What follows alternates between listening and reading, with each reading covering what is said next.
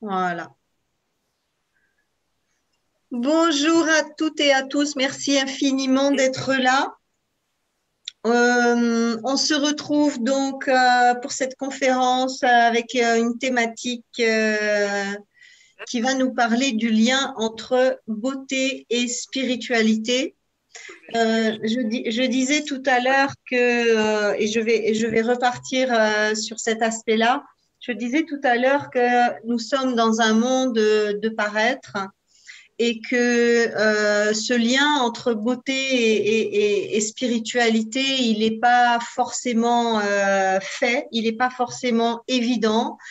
Et c'est pourtant à mon avis, et je peux vraiment le dire aujourd'hui d'expérience, c'est pourtant un des principes actifs, je pense, fondamental de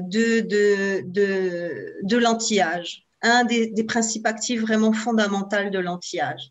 Combien je vois de femmes qui ont une vie parfaite, ont une alimentation parfaite, dépensent des fortunes en cosmétiques, des fortunes en soins, des fortunes pour leurs cheveux, des fortunes pour tout un tas de choses.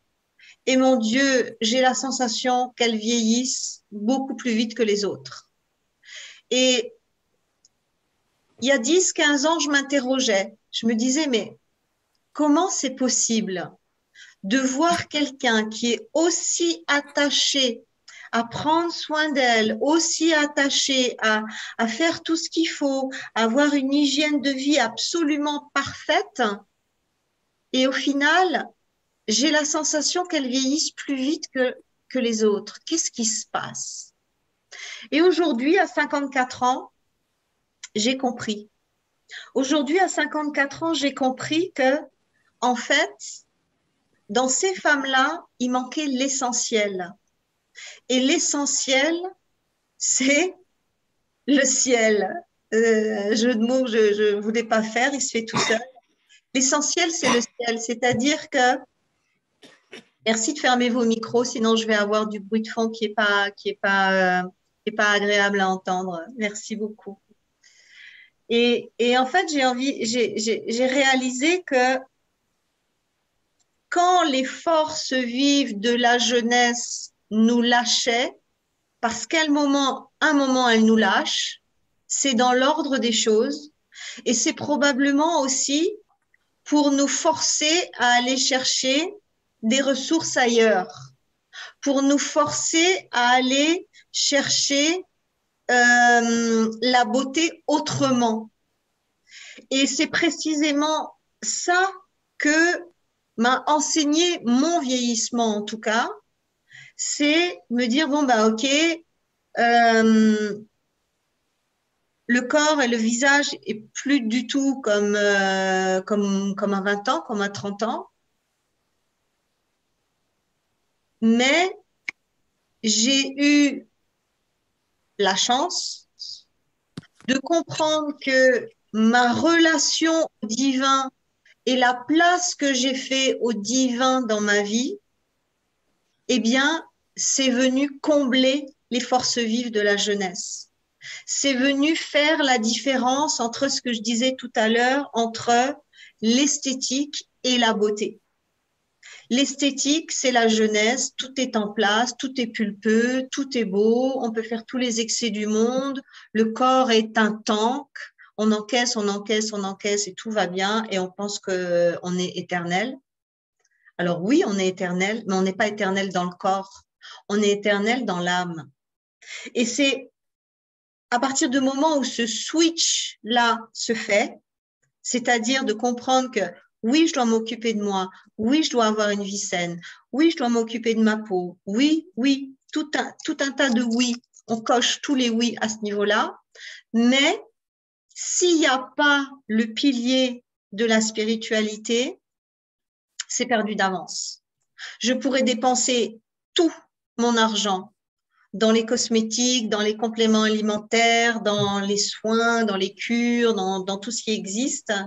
S'il manque ce pilier de la connexion au divin, ou en tout cas de la recherche du divin, parce que le simple fait déjà de rechercher cette connexion, c'est déjà de la spiritualité.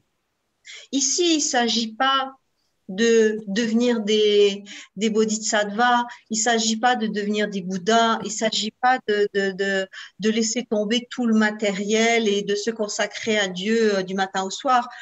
C'est pas ça la question. Puis d'ailleurs, dans cette partie du monde, on ne peut pas avoir ce type de vie. Sinon, on devient très vite une paria et ça fonctionne pas. C'est-à-dire que nous, dans cette partie du monde, nous devons composer avec le capitalisme et la spiritualité. Et c'est vraiment cette spiritualité, elle est pas forcément non plus dans le fait de méditer du matin au soir ou de prier du matin au soir. Ce que j'ai envie d'amener dans cette conférence, c'est que la spiritualité, c'est déjà les croyances. Quelles sont vos croyances? Quelles sont vos croyances véritables? Les croyances, on a la sensation que c'est ah ben je crois en Dieu ou je crois pas en Dieu. Oui, alors ça c'est on va dire c'est les fondements, c'est la base. Mais en vérité les véritables croyances c'est pas ça. Les croyances c'est tous les mots que vous dites chaque jour. Si vous voulez véritablement connaître vos véritables croyances, celles de votre inconscient, écoutez-vous parler toute la journée. Combien de fois vous dites c'est pas possible? Combien de fois vous dites j'y arriverai pas? Combien de fois vous dites c'est nul, c'est moche, c'est con? Combien de fois vous dites des mots qui n'ouvrent que des mondes négatifs? En fait, les véritables croyances, c'est là qu'elles se posent. C'est pas de s'asseoir et de se dire ah ben moi je crois en Dieu et je crois en Jésus, je crois en Marie, je crois à Bouddha, je crois en Allah, je fais ma prière, tous les jours, je fais ma méditation tous les jours, moi je suis spirituelle. Ben non, ben non, c'est pas ça la spiritualité en vérité. La véritable spiritualité, c'est en premier lieu tout ce qui sort de votre bouche. C'est ce qui sort de votre tête en pensée.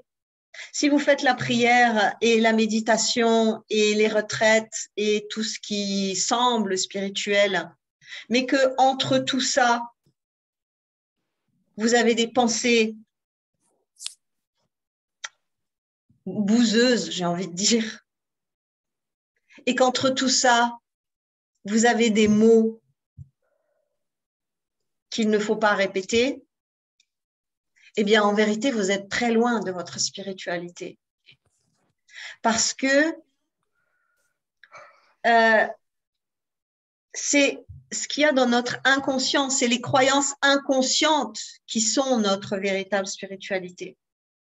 Et c'est là aussi que j'ai envie de sensibiliser, de dire être spirituel, c'est pas forcément avoir des pratiques. Alors c'est sûr que c'est mieux si on a des pratiques. Mais la première spiritualité, c'est cette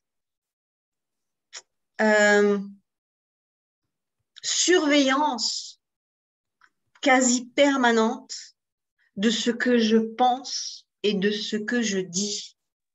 Parce que c'est ça qui envoie dans les champs quantiques mes véritables croyances. Si je dis 1000 fois par jour merde, chier, con,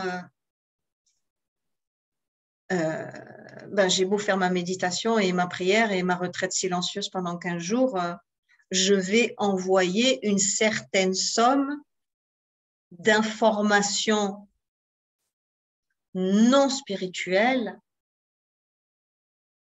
qui vont me revenir immanquablement. Parce qu'aujourd'hui, on le sait, tout nous revient comme un boomerang.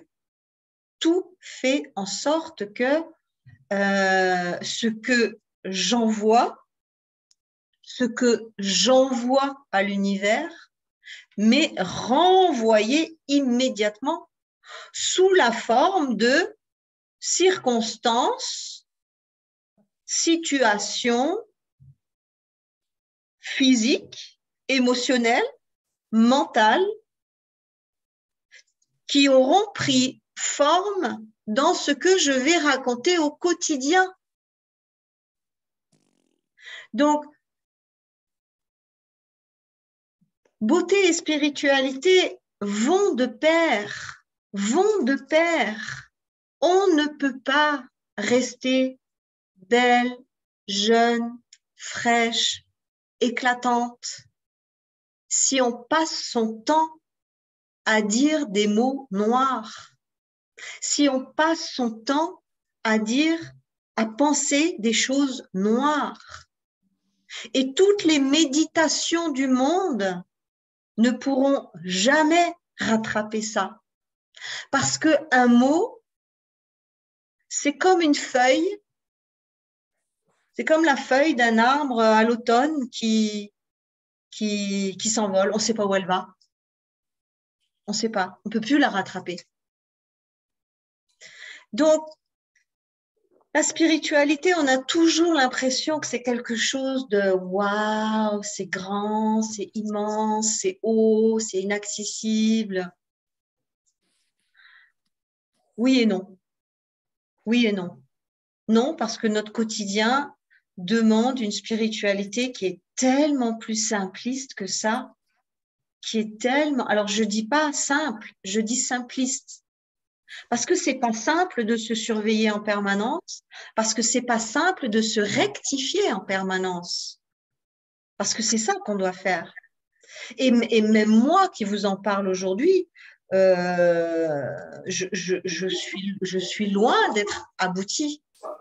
Loin d'être aboutie, parce que s'il vous plaît, merci de fermer vos micros. Je suis très loin d'être aboutie parce que je suis comme vous, je suis en chemin. Je suis en chemin et on a beau…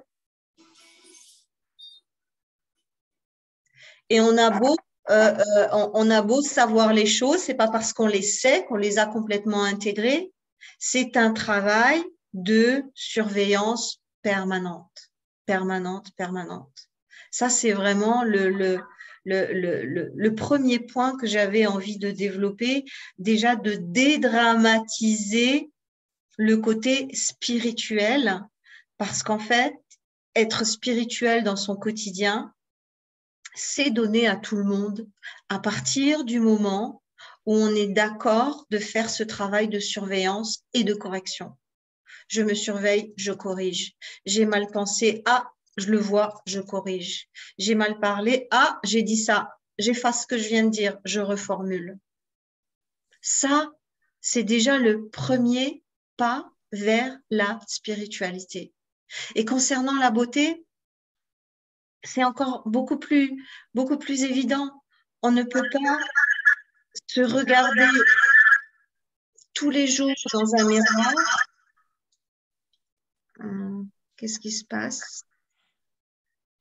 Ouais, pourtant, Sonia, est-ce que vous voulez bien fermer votre micro? Galaxy A10, est-ce que vous voulez bien fermer votre micro, s'il vous plaît?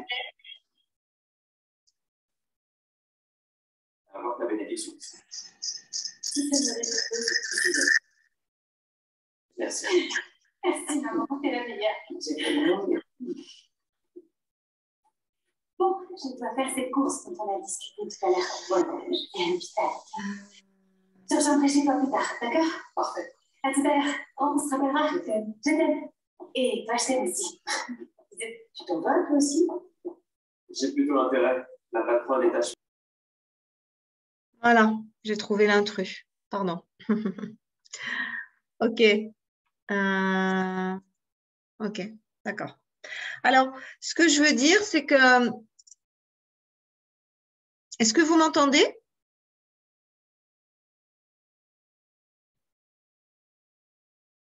Oui? Oui, voilà, ok, merci. Ce que je veux dire, c'est que Attendez, il faut que je revienne sur le mode affichage. Non, c'est pas ça que je veux.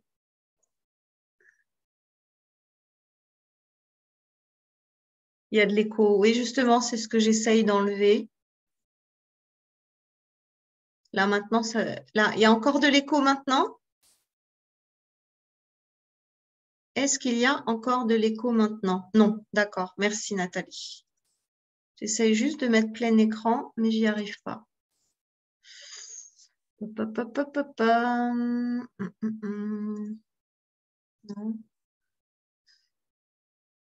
Non. Ouais. Bon, ben, la technique, quand ça veut pas, ça veut pas. Affichage, intervenant. Ouais. Ouais, c'est pas grave. Ok. Bon, allez, on va le garder comme ça. Je sais plus où j'en étais. Je sais plus où j'en étais. Est-ce que quelqu'un suit? Je sais plus où j'en étais. Oui, oui, oui, ça y est. Je disais que par rapport à concrètement, par rapport à la beauté, tout ça, c'est encore plus évident. C'est-à-dire que quelqu'un, une femme qui se trouve moche, se trouve laide, se trouve vieille, qui n'arrête pas de se le dire quand elle se voit dans le miroir, qui n'arrête pas de le penser, qui n'arrête pas d'en faire une croyance profonde. Mon Dieu, mais il ne pourra rien lui arriver de mieux que ce qu'elle croit en permanence. Et c'est ça aussi la spiritualité, c'est combattre ces démons dans sa tête. Et au bout d'un moment, d'essayer de hacker son cerveau,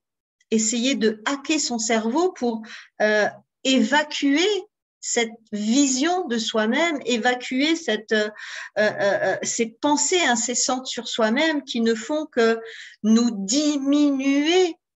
Et là, l'astuce, c'est de faire un petit peu comme les enfants. Ok, ben, je me trouve grosse, mais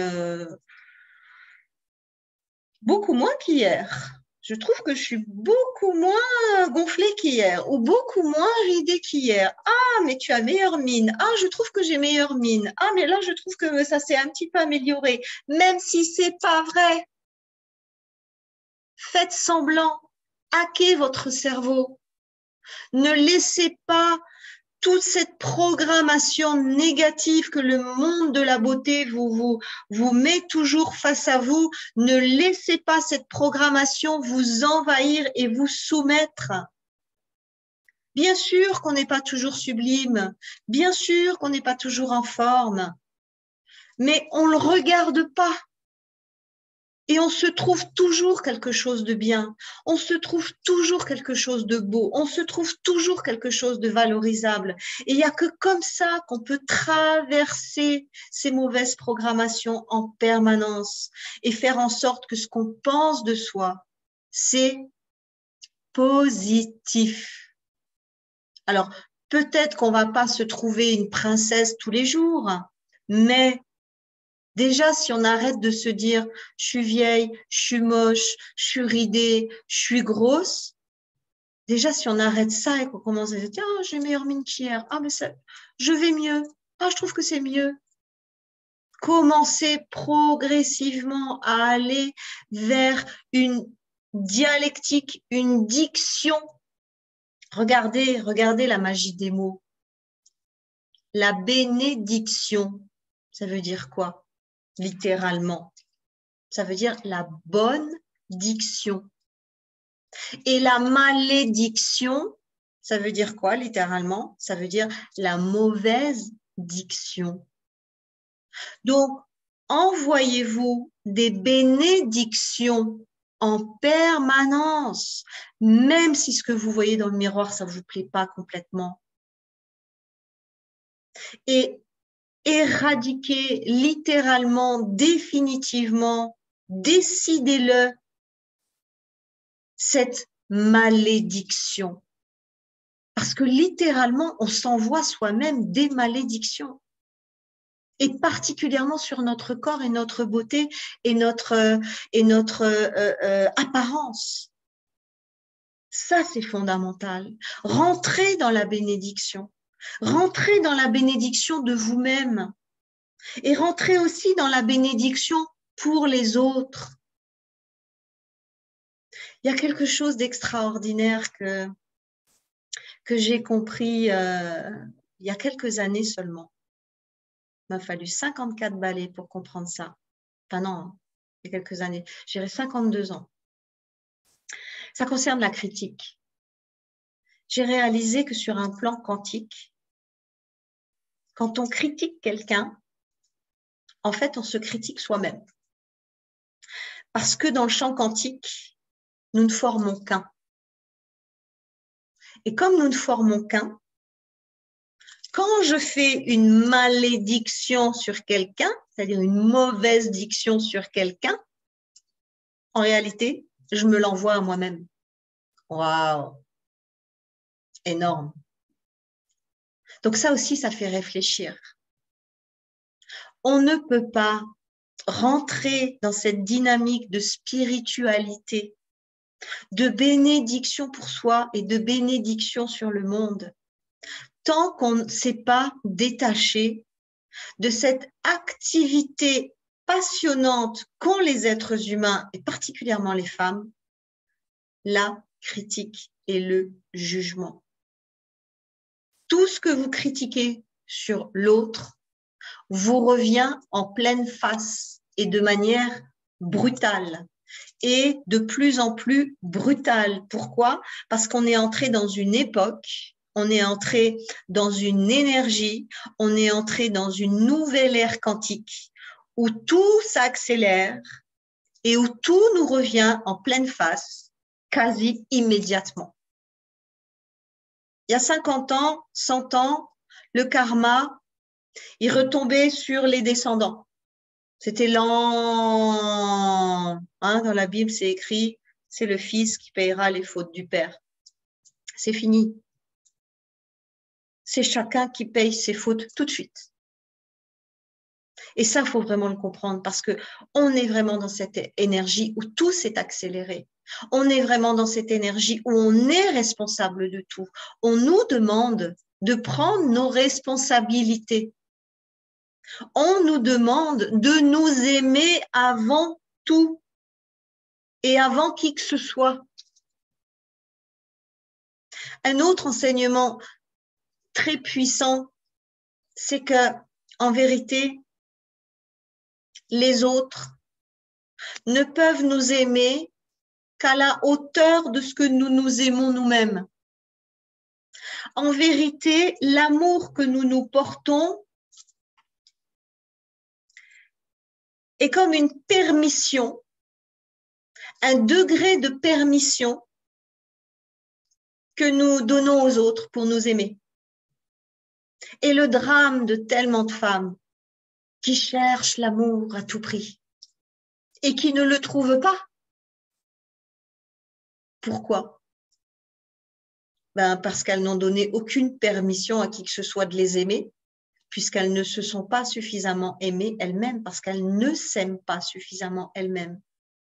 Alors elles se baladent avec un espèce de vide abyssal intérieur, en cherchant leur douce moitié, qui n'existe pas, bien sûr, puisqu'elles n'ont pas donné existence à cette douce moitié, qui en fait n'est pas une moitié, mais un être complet.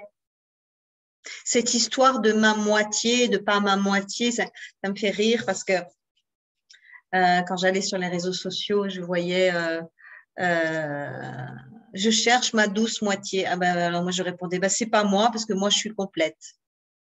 Je suis pas la moitié de quelque chose. Je suis un tout. Et je cherche un autre tout pour former un couple complet. Et non pas la moitié d'un et la moitié de l'autre. On est déjà dans la division. Donc ça part déjà très très mal.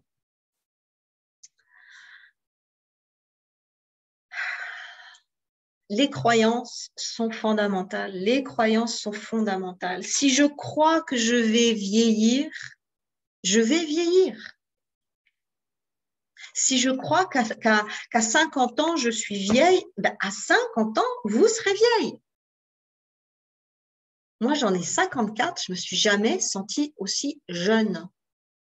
Et c'est pas que je veux pas vieillir, je ne crois pas au vieillissement. Bien sûr que mon corps, il vieillit, c'est plus le même qu'avant, mais mon esprit, lui, il est éternellement jeune, éternellement pétillant. Pourquoi? Mais parce qu'il est immortel. Et c'est à ça qu'on doit se reconnecter. Et c'est ça le véritable lien entre la beauté et la spiritualité. C'est comprendre que nous ne sommes pas ce corps vieillissant.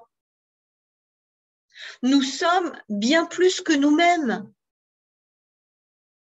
Et c'est en se reliant à cette splendeur intérieure qui n'est autre que le reflet du divin. C'est en se reliant à cette splendeur intérieure qu'on se rend compte qu'au final, oh, ben ça me régénère le corps.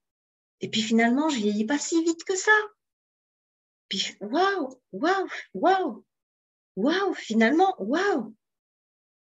Et plus je vais m'abreuver à cette source, et plus je réalise que mon vieillissement est ralenti, et plus je m'éloigne de cette source, et plus je me rends compte que mon vieillissement est accéléré. Malgré mon hygiène de vie, malgré le sport, malgré les compléments, malgré les chichis, malgré les cocos.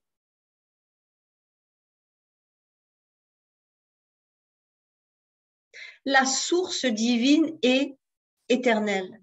Le divin est source de jeunesse éternelle.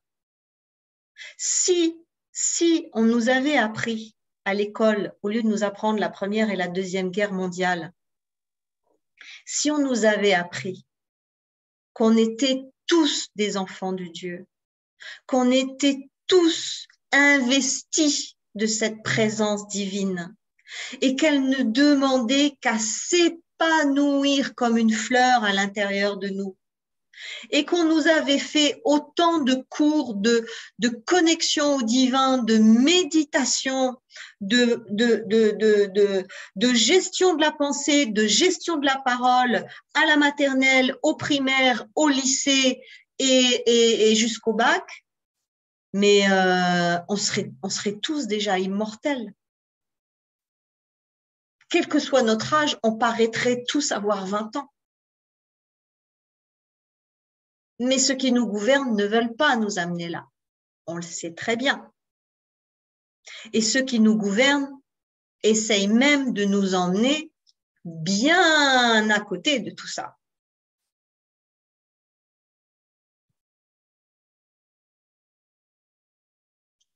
C'est ça la magie en fait de la vie. C'est ça la magie du divin. Parce que le divin nous a créés beaux et belles, tous. Parce qu'il sait que quelle que soit l'enveloppe physique, à partir du moment où il est à l'intérieur et qu'il rayonne à l'intérieur, mais même la plus moche des femmes et le plus moche des hommes va être sublime. C'est ça la vraie beauté. C'est pas celle qui vient de dehors.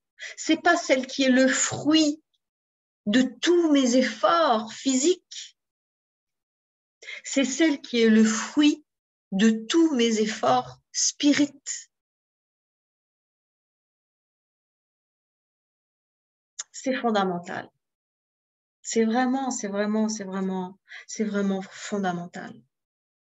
Là, Greg Braden, qui est un de mes mentors, j'adore Greg Braden, c'est un physicien quantique hors pair qui a travaillé très très longtemps pour la NASA, qui a fait des bouquins et des best-sellers exceptionnels. La libération instantanée des croyances, je vous conseille ce livre. Je l'ai lu, relu, tellement c'est waouh! Greg Braden, La libération instantanée des croyances. Et donc, il dit dans son livre, la croyance est un pouvoir infini contre lequel aucune force ne peut prévaloir. La croyance est un pouvoir infini contre lequel aucune force ne peut prévaloir. Ben là, du coup, on se dit, waouh, c'est quoi mes croyances, quoi? Non, mais mes vraies croyances, pas celles que je réfléchis en disant, ah, moi, je crois à ça, je crois à ça. Oui, oui, ça, c'est le mental. C'est le mental qui se joue de nous, comme toujours.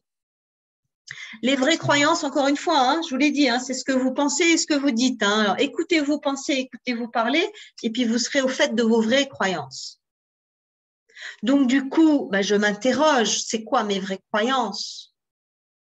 Et du coup, je suis obligée de faire une petite introspection. Je suis obligée de m'écouter penser et de m'écouter parler. Et de faire le point et de me dire, waouh, c'est ça mes croyances? Non, mais ça ne va pas du tout. Je vais droit dans le mur avec ça. Mais ce qui est la grande bonne nouvelle, c'est qu'on peut changer instantanément de croyance. Arrêtez de parler comme ça, arrêtez de penser comme ça et puis le faire autrement. On peut changer du jour au lendemain. On peut changer sa destinée du jour au lendemain. On peut changer son devenir physique du jour au lendemain. C'est ça la merveille des croyances. C'est que c'est le magasin et on prend ce qu'on veut au final. Alors, c'est sûr qu'il y a des croyances qui sont beaucoup plus ancrées, qui vont créer des patterns et qui vont un petit peu nous balloter. Mais bon, il existe des méthodes, il existe des techniques de libération des croyances limitantes. Ça fait partie d'un de mes accompagnements que j'adore d'ailleurs. Mais on peut se corriger soi-même. On n'a pas forcément besoin de quelqu'un. On peut facilement faire un retournement. Comment ça se fait? Il faut juste le décider. Mais pas le décider avec la tête. Parce que là-dedans, c'est la soupe, c'est la foire à la saucisse. On a, je ne sais pas, 5000 croyances, 5000 idées par jour qui passent dans notre tête, qui ne nous appartiennent même pas. D'ailleurs, on ne sait même pas qui elles sont, mais elles passent. Donc, ce n'est pas là que ça se prend. C'est là, dans le bide. La décision, elle est là, dans le bide. Quand je la prends, et je veux. Je désire. Je désire, mais avec un désir intense. Parce qu'en fait, le désir intense, c'est la seule chose qui peut changer le monde.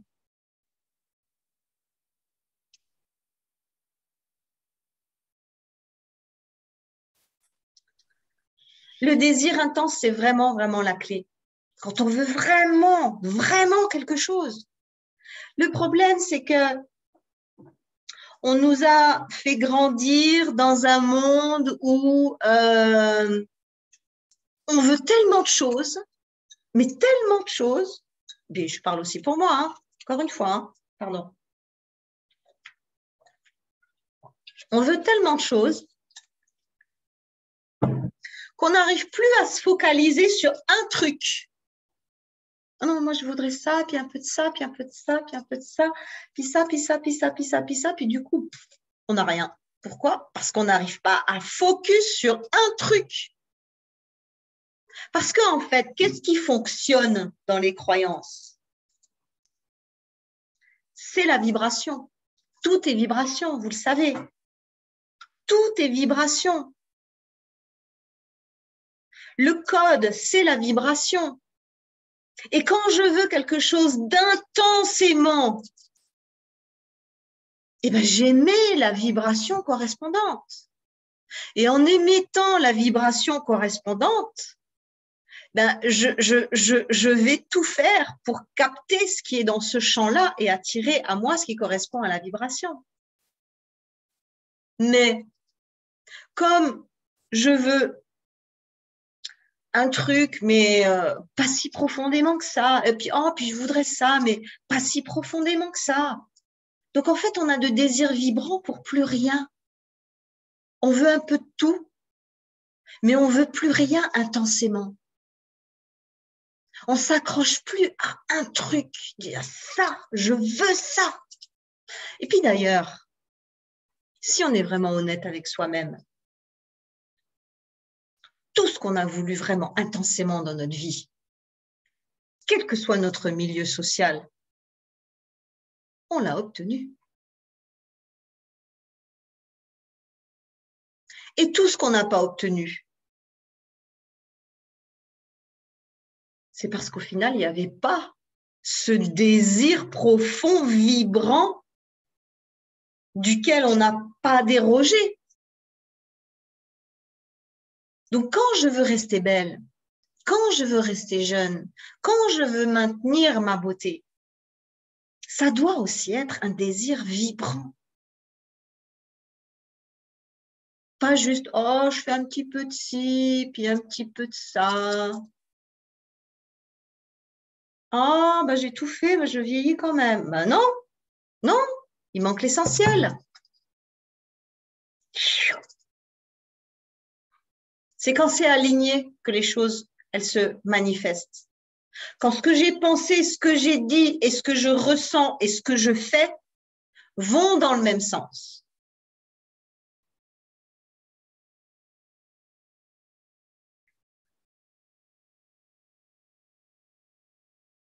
C'est tellement vrai, mais c'est tellement vrai, mais c'est tellement vrai. Je le vois, je le vois, je le vois en consultation, je le vois tout le temps, tout le temps. Celles qui ont un problème et qui sont déterminées, elles en veulent plus, c'est bon, ça fait 10 ans qu'elles ont ça, maintenant elles en ont marre, il faut que ça cesse, il faut que ça change, là, elles ont pris la décision et là, elles arrivent chez moi. Ah, et là, je peux les aider parce que c'est aligné. Puis, il y a toujours celles qui tournent autour du pot. Oui, mais j'ai tout fait, mais j'ai tout essayé, mais j'ai tout... on sent que on va faire encore quelques tours de roue, c'est pas là.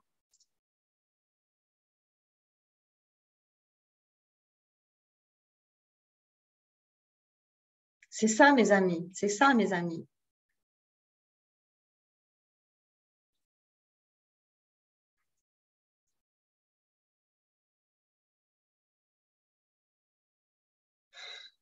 J'ai envie aussi,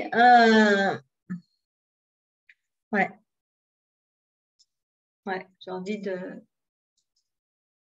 d'aborder un aspect qui est très, très, très d'actualité, qui est très d'actualité et qui concerne notre devenir physique, qui concerne notre beauté dans son sens vraiment le plus large. On est en train de nous imposer un monde ultra technologique. On est déjà dans un monde ultra technologique, mais ce qui nous arrive, là, ce qui va arriver, on va passer 10 crans au-dessus en très peu de temps. Et là aussi, il y a un énorme danger.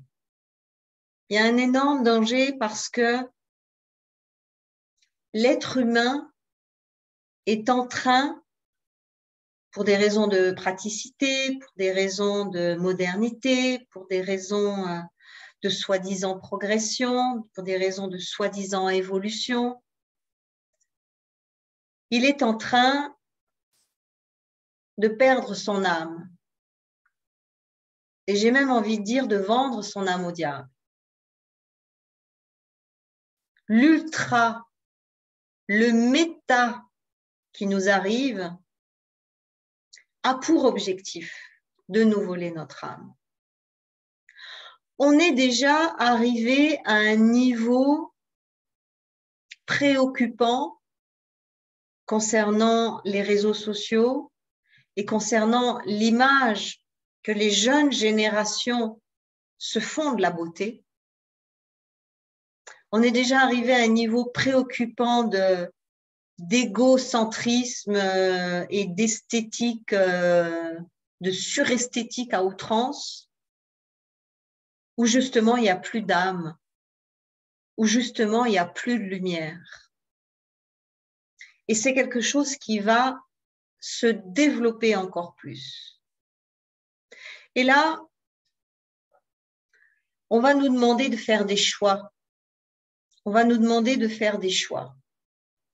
Et ce choix, il est aussi clair que ça, c'est rester un humain naturel qui cultive son âme et son divin intérieur pour pouvoir continuer à aimer, à ressentir, à être sensible, à partager, à être empathique, à considérer et à respecter les autres règnes, le minéral, l'animal, le végétal, ou alors aller vers un humain qui va se robotiser de plus en plus, qui va perdre son âme et qui va uniquement se présenter au monde à travers des fausses images, le métaverse, les hologrammes, tout ce qui va arriver. Et là aussi, je crois qu'il y a vraiment quelque chose il y a un enjeu qui est prédominant. À un moment donné, le oui et le non ne vont plus simplement être un oui ou un non pour recevoir une piqûre, pour recevoir une puce, pour recevoir quelque chose. En fait, ça va être je garde mon âme ou je donne mon âme. La véritable question, elle est là, en fait. L'enjeu masqué, il est là, en fait.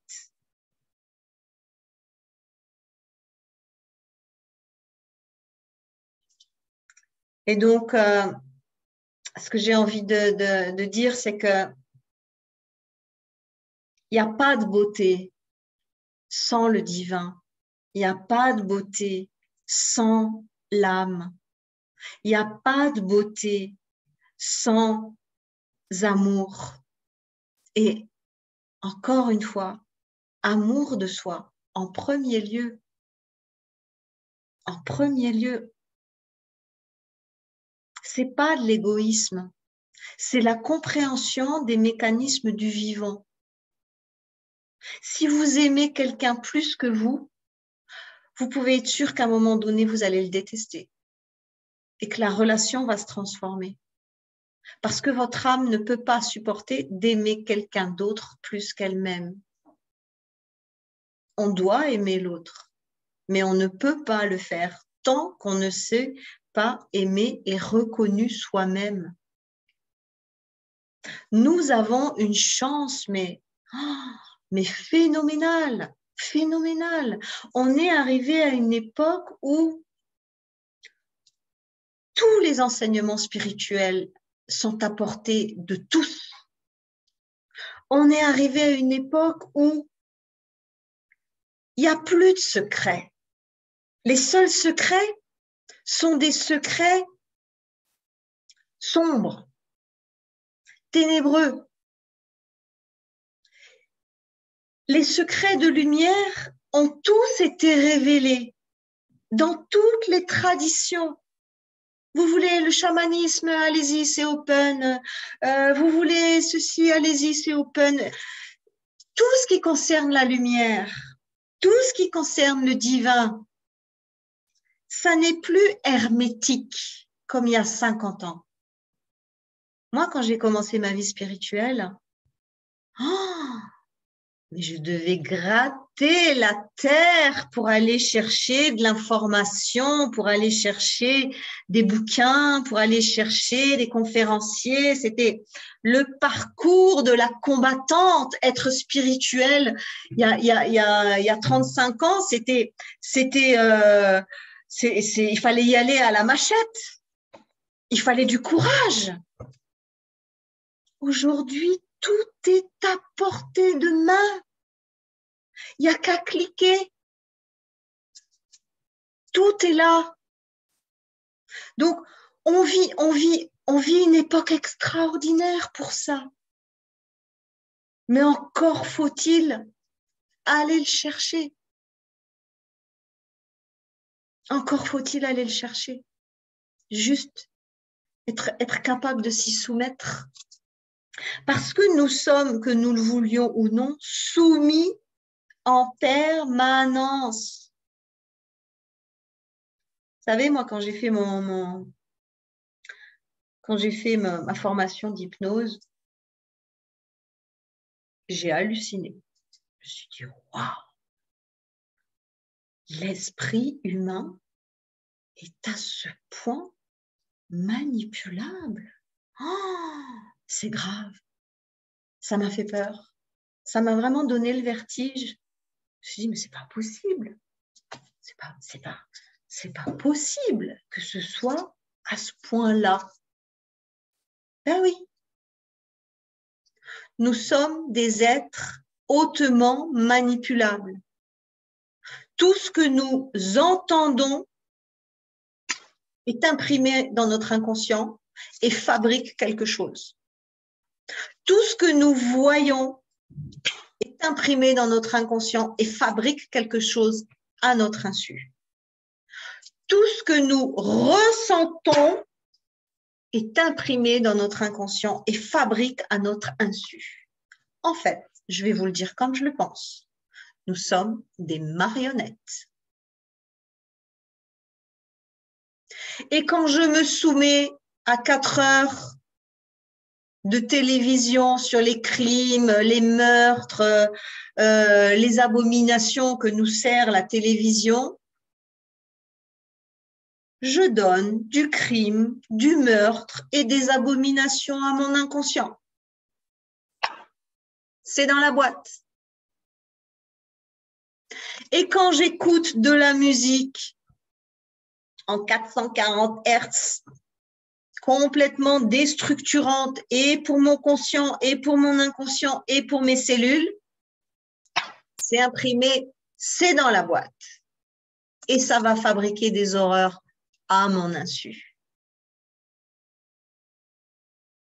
Depuis 50 ans, Hollywood nous bassine avec ses programmations inconscientes.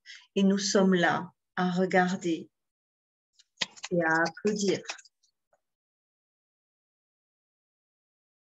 Ça, c'est pas fait pour rester jeune. Pas du tout. Parce que c'est que des horreurs, c'est que de la violence, c'est que du sang, c'est que du meurtre. C'est une soumission, c'est une soumission permanente à des horreurs. Puis après, moi, je suis dans ma petite vie, je dis, oh là là, mais oh là là, ça c'est dur, oh là là, mais qu'est-ce qui m'arrive? Oh mais pourquoi? Mais non, mais j'ai problème sur problème, quoi. Non, mais pourtant, je suis quelqu'un de bien, je suis bonne. J'aime les gens, je suis gentille, je suis empathique, je suis généreuse. Oui, mais il m'arrive que des merdes. Pourquoi? Bah parce que j'ai laissé rentrer toutes ces programmations et que ça fait son job.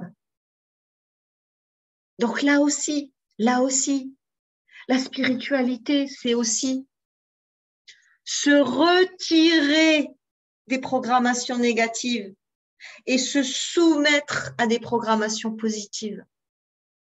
Parce qu'on est comme ça, nous les êtres humains. On est impressionnable et imprimable. C'est triste à quel point. Et si on ne fait pas attention et que je regarde toujours ces publicités de petites nanas qui ont même pas eu leurs règles et qui font déjà de la pub pour de l'antiride, si je me soumets à ça en permanence, les magazines féminins, le machin, le truc, mais au bout d'un moment, mais je me déteste. Je me déteste parce que je me trouve moche. C'est comme ce que je viens de dire, je me trouve pas moche. Mais vous voyez ce que je veux dire, c'est ça aussi la spiritualité. C'est comprendre que tout m'impacte et tout m'impacte de façon puissante. Et que j'ai quand même le choix. Ok, je suis un être excessivement impactable. Mais j'ai un choix.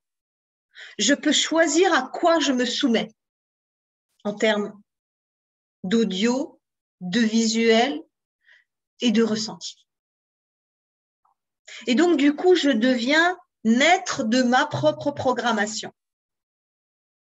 Et plus je me retire des programmations négatives, et plus je me mets dans les programmations positives, et plus je reste dans ma lumière, et plus je reste dans ma lumière, et plus je suis en connexion avec ma beauté, et plus la lumière passe. C'est ça, c'est la définition des alchimistes qui est la plus juste en matière de beauté. L'esthétique est vouée à faner, alors que la beauté, c'est quand la lumière passe. Et cette lumière, c'est à nous de la chérir, c'est à nous de la connecter et c'est à nous de la chérir.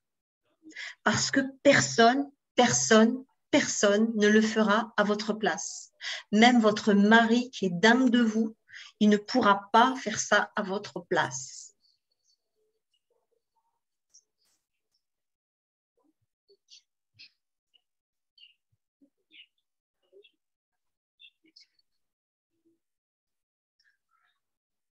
Voilà, je crois que je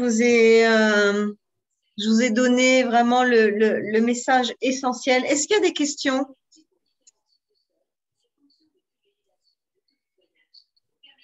N'hésitez pas à ouvrir vos micros.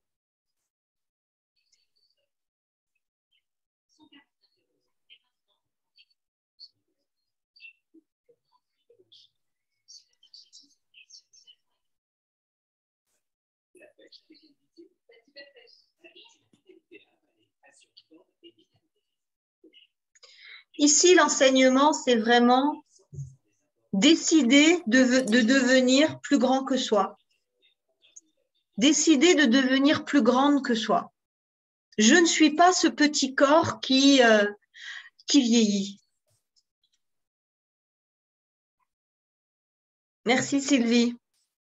Je ne suis pas ce petit corps qui vieillit. Je suis beaucoup plus grande que ça parce que je suis enfant de Dieu. Vous savez, moi, je vais vous dire, hein, j'ai eu une enfance digne de Cosette dans Les Misérables.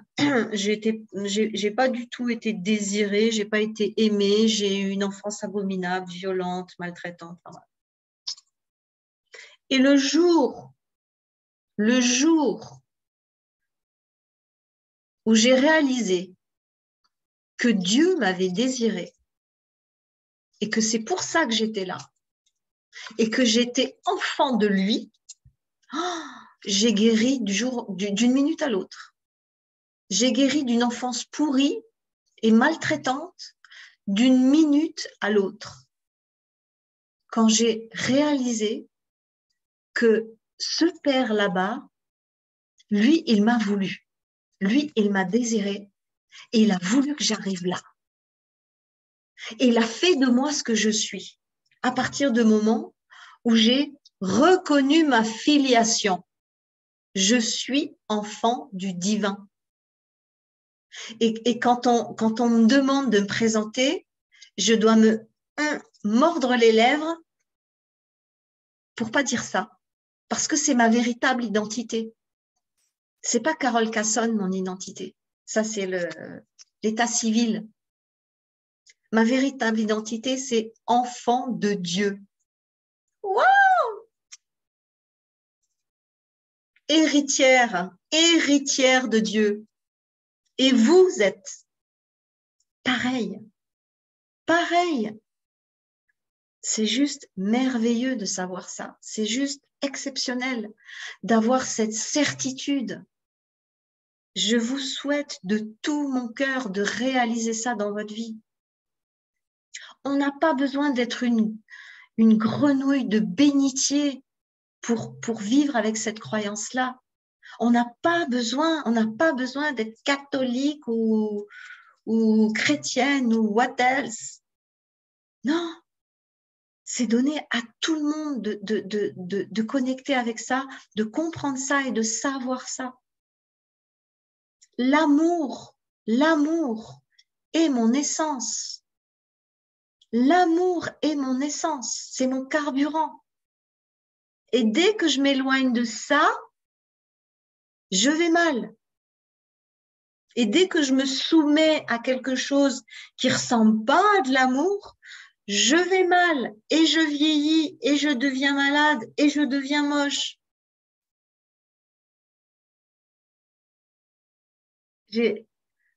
En fait, le message, il est tellement simple, tellement, tellement, tellement simple.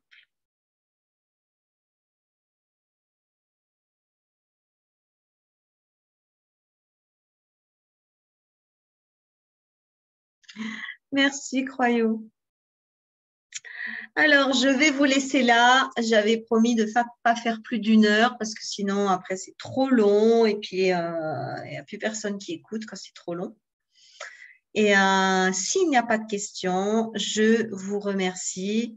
Je vous rappelle notre programme beauté holistique sur 6 mois avec 2 cours par mois où j'essaye toujours d'aborder la spiritualité dans chacun de mes outils, même dans le gommage du visage. Je me débrouille toujours pour amener cette dimension spirituelle. C'est quoi le message très simple? Je vous encourage à réécouter la présentation depuis le début alors. Voilà, merci infiniment pour votre écoute. Merci Carole, très intéressant. Je te remercie de tout cœur vraiment. Merci, merci à vous. Je suis d'accord avec toi. Merci beaucoup. Qui a parlé? Marie-Jeanne. Marie-Jeanne, merci du fond du cœur. Depuis que je te suis d'ailleurs, je suis très contente parce que je cherchais, je me suis toujours intéressée et je suis très contente de tout ce que tu m'apportes. Toujours formidable. Merci pour ton retour, Marie-Jeanne. Ça me touche beaucoup, vraiment. J'ai voué ma vie à l'accompagnement des femmes. J'ai pas eu d'enfants, j'ai pas eu la chance d'avoir des enfants, mais j'ai l'immense chance de pouvoir accompagner énormément de femmes vers un autre chemin, vers le chemin qui les redirige vers elles-mêmes. Et pour moi, je le vis comme une vraie bénédiction. Tu es formidable, je te félicite vraiment, tu m'apportes beaucoup. Merci. Merci à toi. À bientôt. À bientôt. À bientôt. Au revoir. Au revoir, merci. Elle